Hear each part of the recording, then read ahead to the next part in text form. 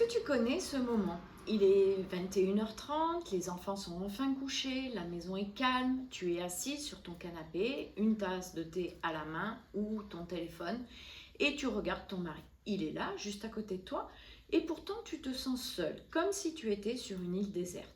Tu penses à la machine à étendre, au rendez-vous chez l'orthodontiste du petit et à ce dossier que tu n'as pas fini pour demain. Lui, il regarde sa série, il est détendu et ça te rend dingue. Tu as l'impression d'être la seule adulte responsable dans cette colocation.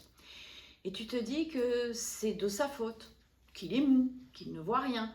Tu rêves d'une autre vie, tu idéalises tes copines divorcées qui ont enfin la paix une semaine sur deux. Mais si je te disais que ce qui t'étouffe aujourd'hui n'est pas un manque d'aide, mais un déséquilibre invisible. On appelle ça la charge mentale. Mais la vérité est bien plus profonde. À la fin de cette vidéo, tu sauras pourquoi tu t'es transformée en manager de foyer et comment redevenir la femme magnétique que tu étais. Je suis Nathalie Marco, coach conjugal avec l'astrologie. J'aide les femmes comme toi à se reconnecter à elles-mêmes et se sentir vivantes pour décider en conscience soit de reconstruire leur couple ou de se séparer. Et je profite aussi pour t'aider à y voir plus clair. En dessous, dans le descriptif, je t'ai mis un lien d'un quiz que je viens de créer.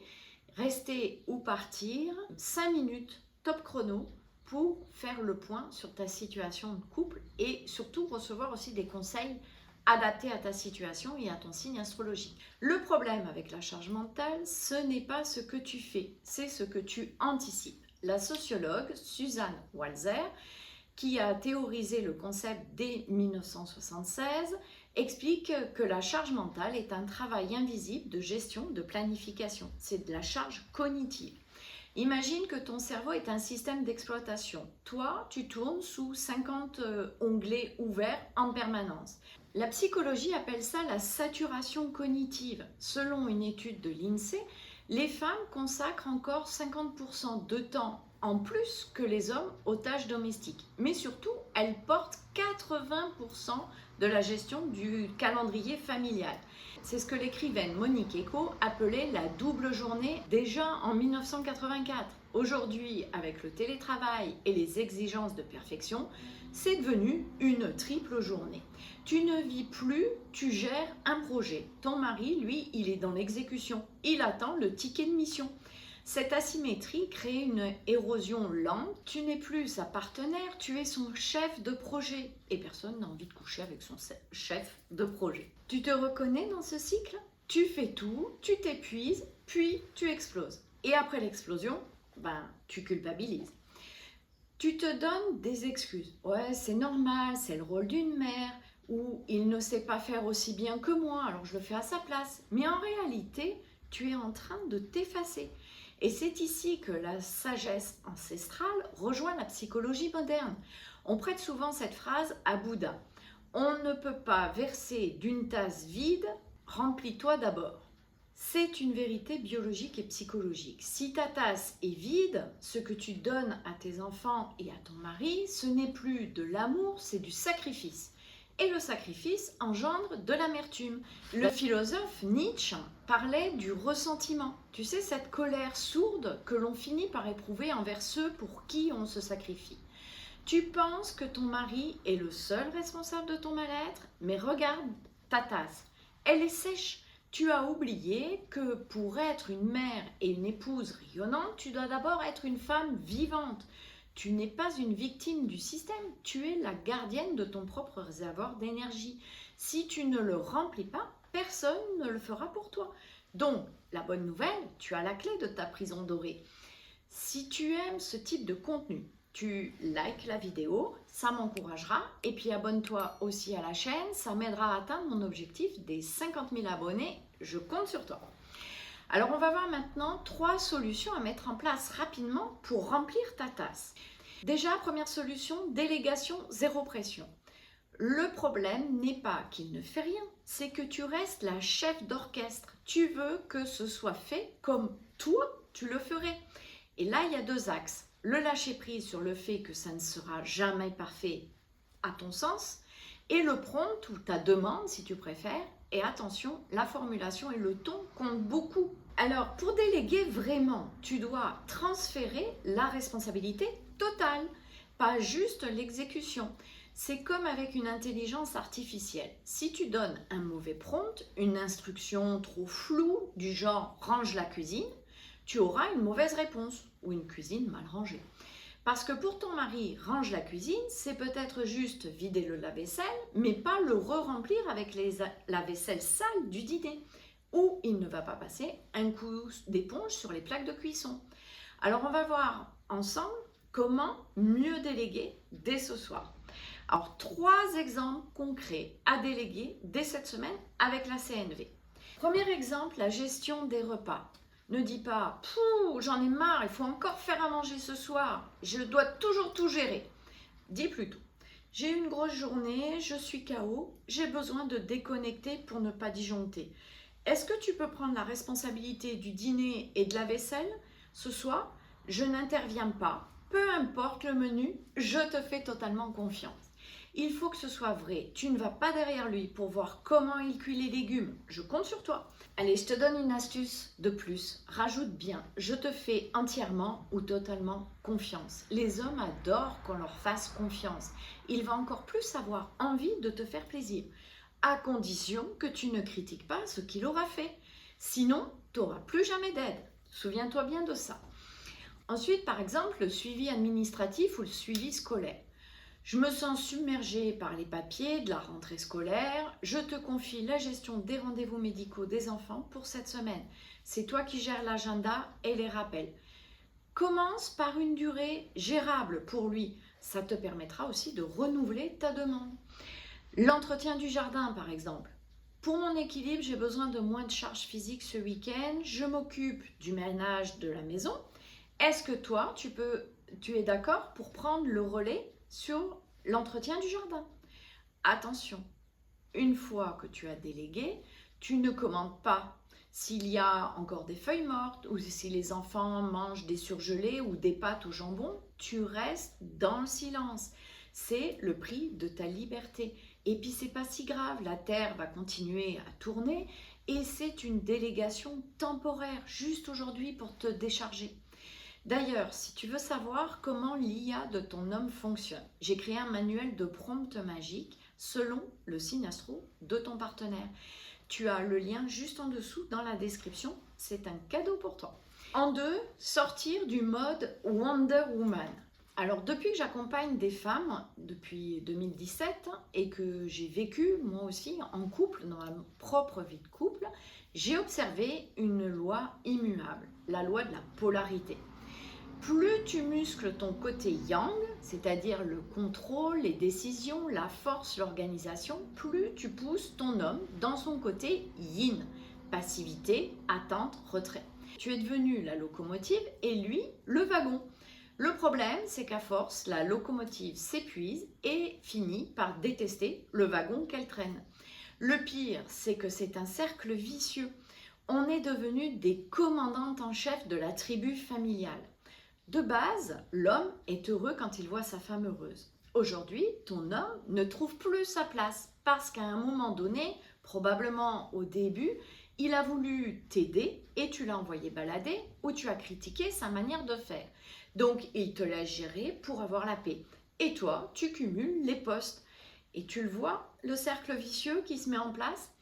Être une Wonder Woman, ce n'est pas une victoire, c'est un piège. Dépose les armes et dire « je n'arrive plus » ou « je ne veux plus gérer ça », ce n'est pas un signe de faiblesse, c'est un acte de courage. Ton bien-être émotionnel est 1000 fois plus important que le regard de ta belle-mère, de tes collègues ou de tes copines sur la façon de tenir ta maison. En redevenant yin, réception, lâcher prise, tu recrées un vide et c'est ce vide qui va forcer ton homme à reprendre son yang et sa place de partenaire. Et pour qu'il reprenne son yang, va falloir que tu le valorises, même pour des toutes petites actions. Tu sais, l'homme, il marche à la récompense. Je te ferai une vidéo à ce sujet prochainement. Si actuellement tu sens que tu es à un carrefour et que tu ne sais plus si tu dois partir ou reconstruire ton couple, tu réserves ton bilan de couple. En 30 minutes, on pose le diagnostic lucide sur ta situation pour que tu puisses choisir en conscience et non pas par épuisement. Le lien, il est juste en dessous. Troisième chose, l'égoïste bienveillant. Alors, oublie le fantasme de avec un autre, ce serait différent ou un changement radical de ton conjoint sans rien changer chez toi. Il est indispensable que tu deviennes une égoïste bienveillante pour ton propre bonheur. Alors, je t'explique. Dire d'être égoïste, ce n'est pas être méchante, c'est vital pour toi. Si tu ne te ressources pas, tu deviens toxique. Alors, pour toi-même, tu te fais du mal.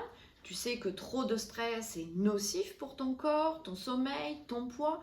Et tu deviens aussi toxique pour les autres, avec ton amertume, ton irritabilité, ta mauvaise humeur.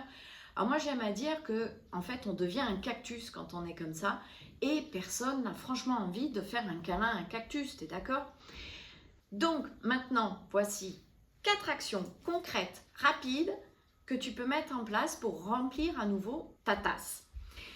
La pause hebdo, tu bloques 1 à 2 heures par semaine dans ton agenda seul, hors de la maison. Alors, interdit de faire les courses ou de l'administratif. C'est un temps pour toi de vie totale. Lecture, marche, café en terrasse, sauna, spa, ce que tu veux.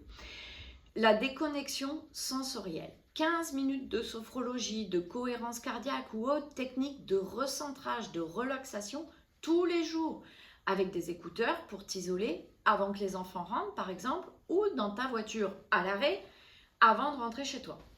Autre chose, le non de survie. Oblige-toi à refuser une sollicitation extérieure, que ce soit une invitation ou un service à rendre cette semaine pour privilégier ton repos. Tu n'es pas obligé de déjeuner dimanche chez belle maman si tu es fatigué et que tu préfères te reposer devant un bon film. Le plaisir pur. Reprends une activité que tu as abandonnée par manque de temps depuis l'arrivée des enfants, la danse, la peinture, le yoga, le sport. Tu peux même écouter des podcasts ou des vidéos de développement personnel ou d'une formation ou d'un sujet qui te passionne. Non pas pour faire encore plus, mais pour le plaisir de te nourrir. En prenant ces micro-moments pour toi chaque semaine, tu vas te ressourcer, tu vas sentir que tu te remplis à nouveau de bonheur, d'énergie et tu auras plus envie de t'occuper de ta petite famille et de ton homme. Alors maintenant, on passe à l'éclairage astro pour comprendre ton signe, comment il réagit face au contrôle. Alors écoute bien ton signe solaire, tu sais celui que tu regardes dans l'horoscope, et ton ascendant si tu le connais pour plus de précision sur la racine de ton besoin de tout contrôler. L'astrologie en fait c'est ton outil de diagnostic personnalisé pour savoir où tu dois lâcher prise en priorité. Alors j'ai classé les signes par éléments pour simplifier. Donc, signe de feu, on a le bélier, le lion, le sagittaire. Le piège, c'est la super héroïne. Ta charge mentale vient de ton orgueil. Tu veux prouver que tu peux tout gérer seul, plus vite et mieux que tout le monde. Alors, ton défi, c'est d'accepter de ne pas être indispensable sur tous les fronts. Laisse les autres faire, même s'ils font moins bien que toi. Les signes de terre, c'est taureau, vierge, capricorne. Le piège du standard perfectionniste. Pour toi, déléguer est un supplice parce que tu as un standard d'excellence épuisant. Tu penses que le chaos est un échec personnel. Alors ton défi pour toi, c'est de réaliser que ta valeur ne dépend pas de la propreté de ton salon ou de l'organisation millimétrée de tes placards. Les signes d'air, Gémeaux, Balance, Verseau. Le piège de la dispersion mentale. Ta charge, elle est purement cérébrale. Tu penses à tout en même temps. Tu as peur d'oublier un détail. Et ton cerveau, lui, il ne se repose jamais. Ton défi pour toi, c'est de revenir dans ton corps. La sophrologie, par exemple, ou le sport sont vitaux pour toi. Sinon, ton cerveau, il finit par disjoncter et tu deviens irritable. Et enfin, les signes d'eau, cancer, scorpion, poisson, c'est le piège de l'éponge émotionnelle. Alors toi, tu ne portes pas juste les courses, tu portes aussi les émotions de tout le monde. Tu anticipes les besoins des enfants et les humeurs de ton mari pour éviter les conflits. Ton défi, c'est de rendre à chacun sa responsabilité émotionnelle. Tu n'es pas le thermostat de l'ambiance familiale. Essaye de reconnaître les émotions qui sont les tiennes et les émotions qui sont les leurs pour pouvoir te préserver. Alors, prête à te remplir enfin de ce qui compte vraiment pour toi? Alors, pour sortir de ce rôle de colocataire manager et faire enfin la clarté sur l'avenir de ta relation, commence par te poser ces 3 questions fondamentales dès ce soir. Si je n'avais plus peur du jugement de mon entourage, quelle tâche est-ce que j'arrêterais de faire immédiatement? Comment est-ce que je pourrais organiser ma semaine pour trouver du temps? Au moins 1 heure. Tu augmenteras par la suite. Et 1 heure pour toi, toute seule. Hyper important, vraiment toute seule. Question numéro 3, quelle version de moi-même ai-je envie de voir dans le miroir dans 5 ans? Une femme éteinte et efficace ou une femme vibrante et rayonnante avec le sourire? Si tu sens que tu as besoin d'un guide pour sortir de cette prison dorée sans tout faire exploser par pulsion, j'ai conçu pour toi une mini-formation magnétique et désirable. Alors je dis mini parce que c'est facile à mettre en place et à appliquer dès ce soir. C'est ici que tu vas réapprendre à habiter ton yin, à poser tes limites et à redevenir la priorité de ta vie. Tu as le lien juste en dessous dans le descriptif. Donc, challenge pour toi, arrête d'être la Wonder Woman de tout le monde et deviens l'héroïne de ta propre vie. Je compte sur toi. À la semaine prochaine pour la suite. Ciao!